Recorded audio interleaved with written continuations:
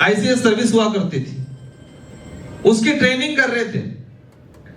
और इस लेवल की ट्रेनिंग करने के बाद भी इंडिया में आए और रांची यूनिवर्सिटी में पढ़ाने गए, तो वहां पर भी उनको छुआछूत का दब्बा लगा के उनके साथ।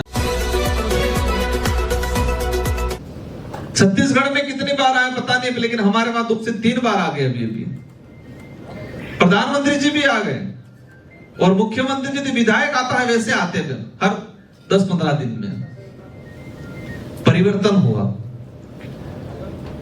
हम 2-3 लोगों के जाने की वजह से। अब झारखंड राज्य जिस उद्देश्य से बनाया था, दादा ने बताया, उन लोगों ने संघर्ष किया, उनके साथ वाले लोगों ने संघर्ष किया। खरसवा जो कांड उस समय उड़ीसा में सम्मिलित कर रहे थे, उसका विरोध कर रहे थे शांतिपूर्वक तरीके से। जयपाल सिंह मुंडा उस समय नेतृत्व किया करते थे इस इलाके में। झारखंड राज्य के निर्माण में उनका भी काफी योगदान रहा। लेकिन इनका मैंने छोटा मोटा स्टडी किया तो जयपाल सिंह मुंडा यहां से पढ़ने के बाद लंदन गए, जो टीचर थे वो ले गए, और वहां से अभी जो आईएएस की पोस्ट, आईएएस की सर्विस होती है, उस समय शायद ईएसएस करके कोई सर्विस हुआ करती थी, आईसीएस सर्विस हुआ करती थी, उसकी ट्रेनिंग कर रहे थे। और इस लेवल की ट्रेनिंग करने के बाद भी इंडिया में आए और रांची यूनिवर्सिटी में पढ़ाने गए, तो वहां पर भी उनको छुआछूत का दब्बा लगा के उनके साथ अन्याय किया। तो उसको वो यूनिवर्सिटी छोड़ दी, मुझे नाम ध्यान नहीं, आप लोगों को पता होगा। वहां से हमारे जो राजस्थान के अंदर आए, उस समय अंग्रेजी शासन व्यवस्था जरूर था, लेकिन राजा रजवाड़ों का उनका कॉम्बिनेशन सेटिंग से चलता था, सब समझौता हुआ करता था। तो गंगा सिंह करके राजा थे, वहां रहे, वहां उन्होंने छुआछूत की। एक किताब में पढ़ा था, चतुश्रेणी लेवल का आदमी, सफाई करने वाला आदमी, आईएएस लेवल के आदमी था, उससे उन्होंने छुआछूत किया और वहां भी छोड़ दिया उन्होंने। और झारखंड के लिए उन्होंने प्रयास किया, लेकिन एक दिक्कत हुआ कि वो इतना प्रेशर में आ गए, इतना प्रेशर में आ गए, तो वो समझौता करना पड़ा शायद कांग्रेस से, और उनको उप मुख्यमंत्री बनाया। और उप मुख्यमंत्री बनाया, उन्होंने भी पार्टी बनाई थी,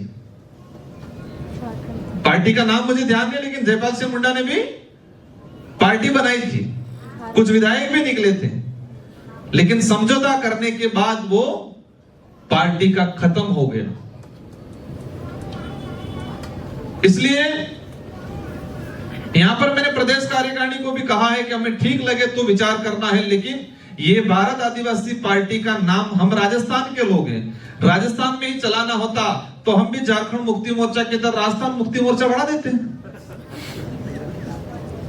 हमने पूरे देश के अंदर देखा है कि पूरे देश के आदिवासी समुदायों को, साथ ही दलित पिछड़ों को एक पॉलिटिकली नेतृत्व देने की जरूरत है। इसलिए हमने भारत आदिवासी पार्टी बनाई, ताकि पूरे देश के आदिवासियों को, पूरे देश के दलितों को एक राजनीतिक नेतृत्व देने की जरूरत है।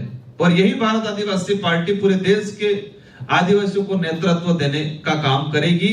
और साथ में जो मानवता में विश्वास करता है, इंसानियत में विश्वास करता है, और हर समुदाय को जोड़ने का काम करेगी। लेकिन नेतृत्व आप लोग करोगे, पहली बार हुआ है ये।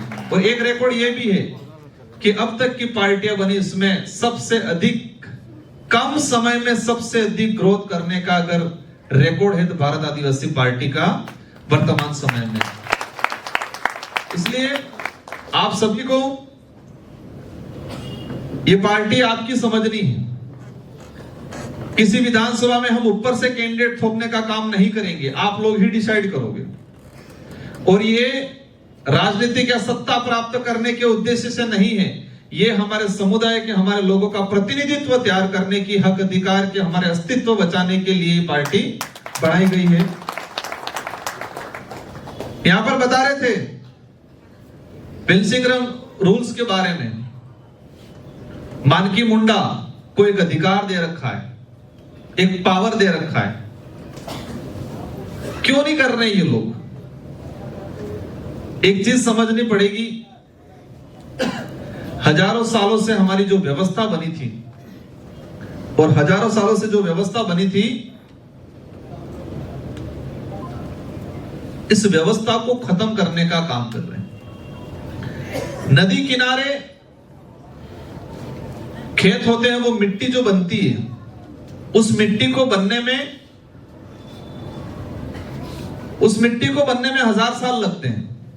कोई भी उपजाऊ मिट्टी बनती है तो उस मिट्टी को तैयार होने में हजारों साल लगते हैं। इसी तरह हमारे समुदाय की जो परंपरा, हमारी व्यवस्था जो बनी, वो 1-2 साल, 100-200 साल में नहीं बनी, वो हजारों सालों से बनी थी। हमारे पुरखों ने बड़े संघर्ष के साथ वो व्यवस्था